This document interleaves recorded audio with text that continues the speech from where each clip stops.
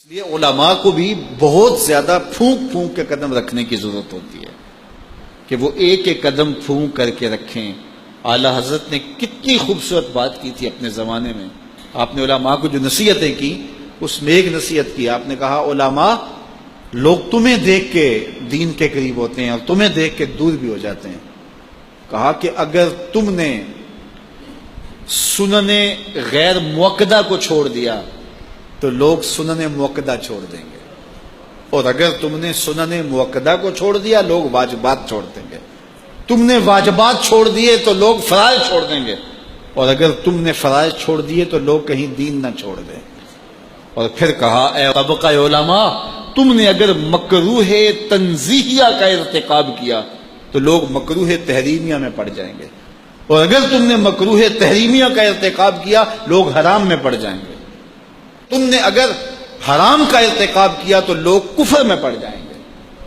اس لیے علماء کو آج کے دور میں نہیں، ہر دور میں اپنے کردار کو بڑا صاف رکھنے کی ضرورت ہے۔ میں آپ کو ایک مثال بتاؤں، امام بخاری کا نام سنا ہے نا؟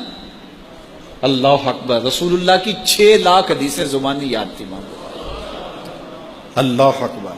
اور آج امام بخاری کی کتاب صحیح بخاری، اصح الکتب بعد کتاب اللہ، کتاب اللہ کے بعد سب سے صحیح کتاب بخاری شریف، آج دنیا اسے چومتی ہے، ختم بخاری ہوتا ہے، یہ امام بخاری کی جمع کردہ ہے۔ امام بخاری سفر پہ جا رہے تھے اور امیر آدمی تھے، 6 لاکھ اشرفیاں اس زمانے میں آپ کے پاس تھیں، یہ چھوٹا سرمایہ نہیں تھا، کشتی کا سفر تھا۔ کسی شخص نے دیکھا کہ ان کے پاس 6 لاکھ اشرفیاں ہیں، اس نے سوچا عالمانہ وضع قطع ہے، پگڑی ہے، جبہ ہے، تو یہ اتنی اشرفیاں تو کسی تاجر کے پاس ہونی چاہیے، تو یہ ایک عالم کے پاس اتنی اشرفیاں ہیں۔ تو اس نے کہا کہ چلو ایک طریقہ ہاتھ آ گیا، میں ذرا کوئی ہیلا کرتا ہوں اور یہ پیسے میں خود حاصل کر لوں۔ تو اس نے شور مچا دیا کہ میری 6 لاکھ اشرفیاں چوری ہو گئیں، کہ جب سب تلاشی لی جائے گی تو ان سے نکلیں گی تو لوگ کہیں گے تو ایک مولوی شخص ہے اور تیرے پاس اتنے پیسے کہاں سے آئے، تو اشرفیاں مجھے مل جائیں گی۔ تو جب تلاشی شروع ہوئی تو امام بخاری کی تلاشی لی گئی تو ایک اشرفی بھی نہیں نکلی، کچھ بھی نہیں نکلا، سارا سامان ٹٹولا گیا، کچھ نہیں نکلا۔ خیر چلو، لوگوں نے اس کو کہا تو جھوٹا ہے، تو نے خام خواہ جو ہے وہ ایک مکر کیا ہے۔ وہ بھی بڑا پریشان تھا کہ اشرفیاں میں نے ان کے پاس دیکھی ہیں، گئی کدھر؟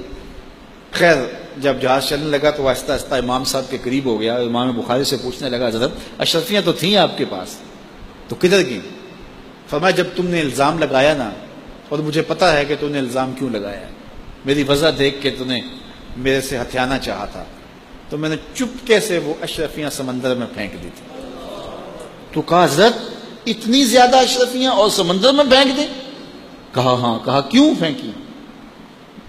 تو حضرت امام بخاری فرمانے لگے کہ اگرچہ وہ اشرفیاں میری تھیں، میری ملک تھیں، اور تو نے اگرچہ یہ شور کیا تھا لیکن ایسے مجھ سے لے بھی نہیں سکتا تھا، لیکن ہو سکتا تھا کہ کوئی ایسا فیصلہ ہو جاتا اور اشرفیاں مجھے تجھے دینا پڑتی، یا کوئی آدھی آدھی کر لیتے یا کچھ ہوتا، تو اب میری وضع عالمانہ ہے اور میرے اوپر لگ جاتا الزام چوری کا، اگرچہ میں چور نہیں ہوں لیکن لگتا تو الزام، قیامت تک لوگ میری حدیثیں قبول نہ کرتے کہ اس پہ تو چوری کا الزام ہے۔ تو کہا میں نے اپنے کام کو محفوظ کرنے کے لیے اشرفیاں قربان کر دی، اتنی اشرفیاں صرف اپنے کردار کو بچانے کے لیے، اور ہم ٹگے کے لیے، چائے کی پیالی کے لیے دین بیچ دیتے ہیں، اور پھر کہتے ہیں آج علماء کی قدر کیوں نہیں ہے؟ میاں قدر ہم نے خود بیچی ہے، ایک ہی چیز ہے، یا پیسے لے لیں گے یا قدر لے لیں گے۔